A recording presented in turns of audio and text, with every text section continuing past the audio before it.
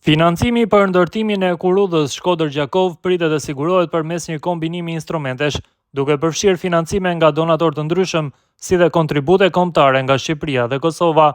Kjo sipas e kurudhës shqiptare që e cilëson këtë model financimi të kombinuar, të aplikuar tashmë me sukses në projekte të tjera e kurudhore.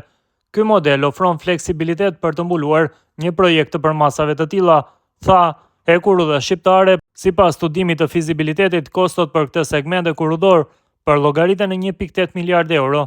Rreth 1.7 miliard euro janë kosto që nevojiten për ndërtimin, ndërsa pjesa tjetër përllogariten si kosto për leje, shpronësime e të tjerë. Linja e kurudhore nga Shkodra në Gjakov do të ketë 7 stacione, në një gjatësi prej 105.8 km.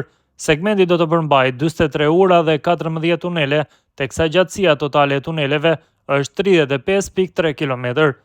Sipas e kurudha shqiptare, në total projekti pritet të ketë një kozgjatje prej rreth 12 vitesh nga fillimi i projektimit deri në operimin e plot, duke marrë parasysh ritmet aktuale të përgatitjes të dokumentacionit teknik. Ndërtimi real mund të nisë brenda 2-3 viteve të ardhshme, pas përfundimit të projektit paraprak dhe procesit të prokurimit ndërkombëtar, bën me dije ky dikaster. Pritshmëritë janë që kjo linje kurudhore të ketë një ndikim të mëtejshëm si në transportin e mallrave ashtu edhe në lëvizjen e pasagjerëve.